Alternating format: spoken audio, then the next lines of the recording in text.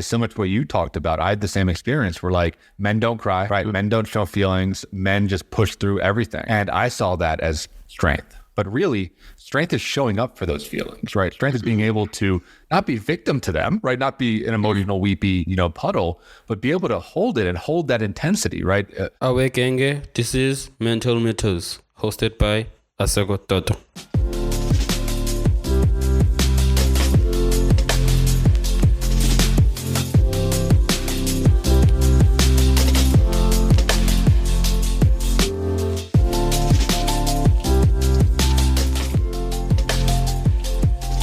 Great. Okay.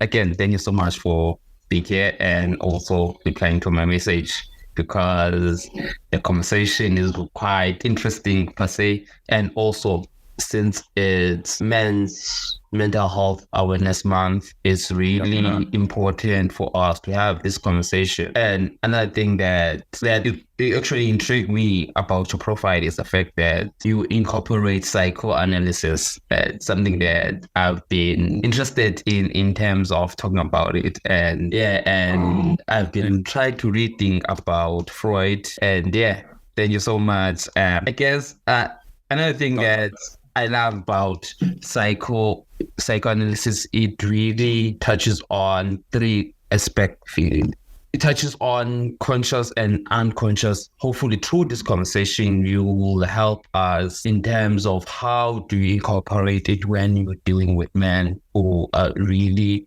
struggling mentally. And so what made you assist men in terms of being interested in trying to improve lives of men when it comes to mental health? Yeah, so it comes from my own story. I'm a recovering addict. I've been sober for over 10 years.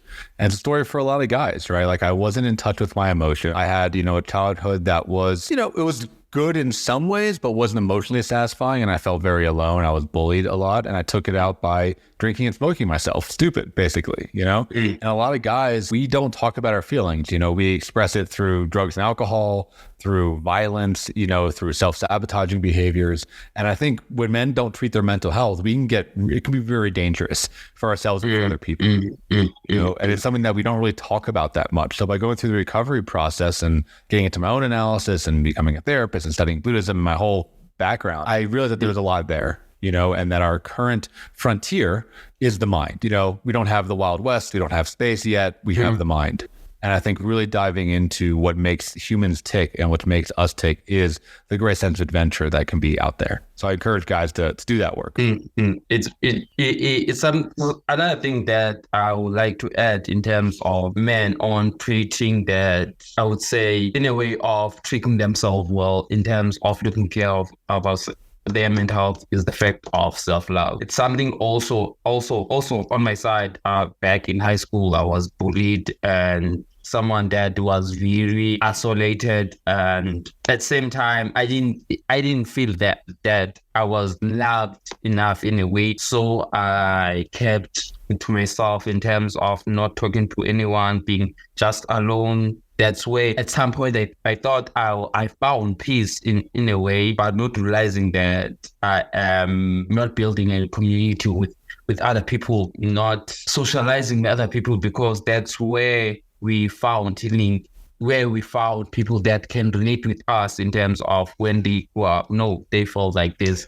So I feel like being one of the reasons why I started this podcast is the fact that to advocate for men in terms of suicide, in terms of men I think it was the statistics that I think 6 or 9 times would commit suicide. So it is a very alarming number of people killing themselves. And through this month, I feel like to this podcast, I want to keep on preaching on men of take care of themselves, men of finding that self-love, or finding that they are worth it, their lives are worth it. Kill themselves is not the solution. So there's this quote before I was researching, and there's this quote by Benjamin Franklin where it says, "Many men die at the age of 30, but are buried at the age of 80. Something that I felt. And what are your thoughts on that? Yeah, well, so, I mean, kind of similar to your story, I like that you highlighted the isolation. I think a lot of men, young men and older men are isolated. And that's when kind of their soul dies because we can really fold in on ourselves. We can fold in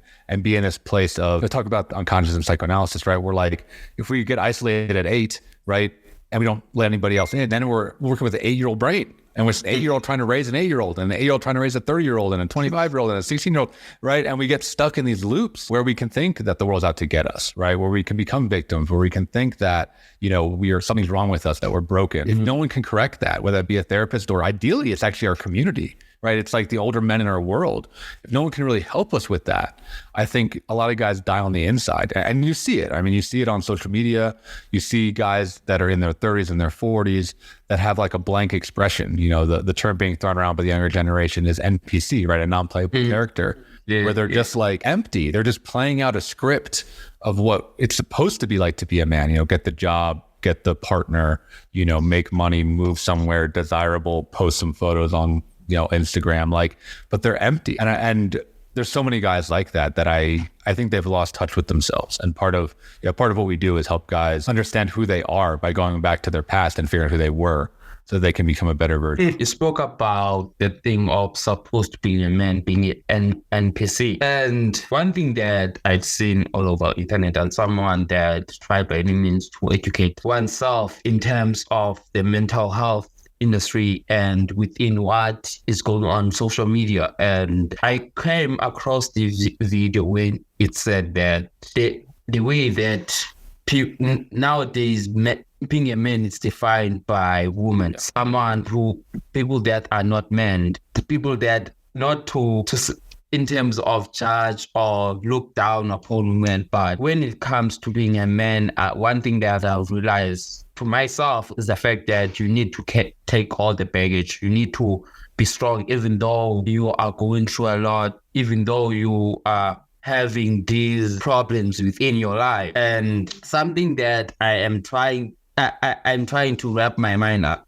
And as a therapist, what would you say? What is a man? Yeah. So there's a lot of good things you're bringing up. So I'm going to hit some of these different points that you bring up because there's some great ones. The first one you said that masculinity is defined by women. And I think that's true, especially for our current generation. And a lot of men, and you probably felt this way, I know I did growing up. When I was a teenager, I didn't know what it meant to be a man, but I did know what it meant to be a pussy, right? Or to be, weak, right? So a lot of my masculinity was anti-personality, right? It's like, okay, I'm not going to be afraid because that makes me a pussy, right? I'm not going to be, weak. I'm not going to be emotional, right? I'm not going to be sensitive. It's all not. I'm not going to be X versus okay, then what are you going to be? Yeah. What are you going to be? And I think a lot of masculine culture, because I think of failure of the older generations, quite frankly, we don't have role models on what we should create versus what we should avoid. So it goes to women, right? And a lot of women, after the feminist movement, which was an amazing movement, I'm not going to criticize that in any way, shape, or form. They were aware of the damage that men caused in the world, right? And they raised their sons in the same way. A lot of it actually was quite toxic of don't be like your father. Right. A lot of us grew up hearing that. Don't be, an asshole like your father. Don't be, crude like your father. Don't be insensitive like your father. Right. We had a lot of these messages around what not to be, but nothing about what to be. And I think you have a lot of guys, that get older and they get lost. And again, either they become that NPC, they try to fit in and get by, or they isolate, they find themselves living online and, just being in their own little bubbles, right? Getting other kinds of messaging. So I think it's very difficult to know what it means to be a man. So I have a couple things that I help my guys with. So I have kind of 4 pillars that I bring out. I'll list them, briefly, then you can ask questions if you want to go into more detail. But I think strength is a big one. And not just not just physical strength, but emotional strength, spiritual strength in every capacity. Men are strong, right? Mastery, which is this idea of leadership and getting good at something, right? Men like progress. We like improvement. We like refining. We like really getting to know things in the world, right? Building up a skill, a craft. And again, it could be anything. It can be, from a traditional masculine thing like building a house to being an amazing poet, right? Or being an amazing artist. Being really, really good at stuff is masculine. Courage is number 3, which is again, confronting fear, and it's every dimension: physical, emotional, spiritual, moving into fear. And the idea is not about not having fear, because everyone's going to feel fear, but it's about operating while afraid, right? It's about being able to like lean into fear. And then the last one is honor, right? And honor is this idea of being ethical, doing the right thing, right? Giving your resources to others, specifically your family and your community, making the right decisions and creating a positive impact in the world. So my definition of a man, just to recap, is like strength, courage, mastery, and honor are the four kind of pillars that make a man, a man a good man, you know? And it's funny that you mentioning emotional strength and what I had 2 hours ago, I had a guest that I interviewed, and we spoke about emotional strength.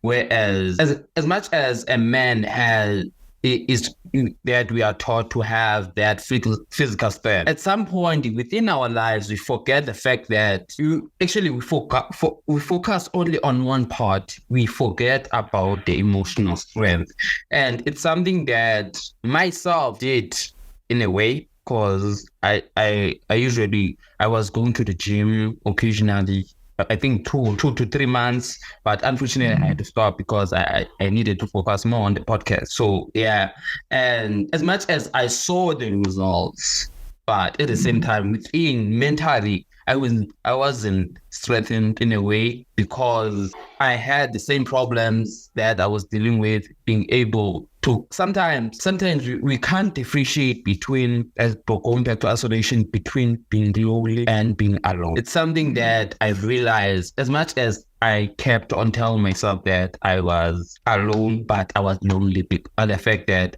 I craved love. I craved being with someone that will understand me, someone that will hear my pain, hear my struggles. It's something that as men we forget, we struggle with when it comes to. And going back to role model, as someone who was raised by a single parent, a woman, she couldn't, as much as I had stepfathers, but I didn't see a father figure in a way, and not having that role model that will tell me that this is being a man. And when I couldn't understand this certain thing about being a man, they weren't able to teach me. In a way, I think at part, it was my fault. In a way, I didn't ask for help. Something that as men, we don't ask for help. Ask for help is something that is difficult, and something that within my community, I saw other people as not doing it. For example, talking about the feelings and just keeping those things in terms of, if you're going through something, we don't talk about it. You must remain strong, because a man is always strong and is not allowed to cry. That's how I grew up. And so you saying, you mentioning what means to a man, I really in some way related, and I agree with you in terms of what you mentioned, mostly emotional strength and honor. And honor is very important in terms of differentiating what is wrong and what is right. And in your case, you said that you found difficulties and you were bullied. Were you able to, in terms of when you grew up, were you able to talk about your mental well-being as a man? No. So I am. First, I want to say, like, I'm sorry to hear that you were feeling lonely and have felt lonely. I also felt really lonely as a young man. I felt really disconnected. My dad is an awesome man. In fact, he really kind of lives out the physical. So he's a very strong man, and he's very good at a lot of stuff. He doesn't have a lot of emotional strength and didn't show up emotionally. So similar to what you talked about, I had the same experience where, like, men don't cry, right? Men don't show feelings. Men just push through everything. And I saw that as strength. But really, strength is showing up for those feelings, right? Strength is being able to not be victim to them, right? Not be an emotional, weepy, puddle, but be able to hold it and hold that intensity, right? Strength, in the way that I define it, very like mathematically, it's like being able to endure load, right? Whether that's a barbell, or an intense feeling. And, a way that really conceptualizes it for a lot of guys is, most people have been to a funeral. And at a funeral, you can tell there are some men that can really give a eulogy, right? That can show up for the grief and that can really get up and give a speech that moves the crowd. That's emotional strength, right? And there are men that would never, ever stand up and say something about the person that died, because they're afraid or because they don't feel like they would do a good job or something, right? So that's emotional strength is actually, it's not crying on the floor in your apartment, right? Emotional strength is being able to like hold the intense emotion and to be there, right? When one of your friends is going through a tough time, maybe they're feeling suicidal like you were talking about, or maybe